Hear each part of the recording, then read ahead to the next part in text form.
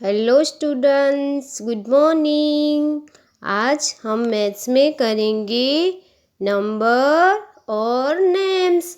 तो सबसे पहले हमने 1 से 5 तक नंबर और नेम्स 1 से 5 तक स्पेलिंग बोले थे ना, और लिखे भी थे। तो आज हम करेंगे 6 to 10 नंबर और नेम्स। तो ये कौन सा नंबर है? 6। तो उसका स्पेलिंग क्या होता है? SIX, 6।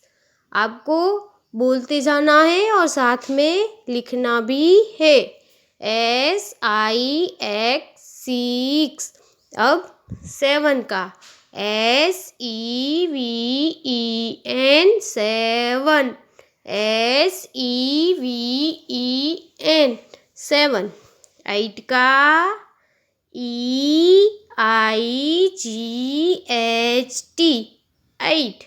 EIGHT, 8। 9 का NINE, 9। NINE, 9। 10 का TEN, 10। तो आज आपको 6 से 10 तक नंबर और उसके नेम्स लिखने हैं। ओके।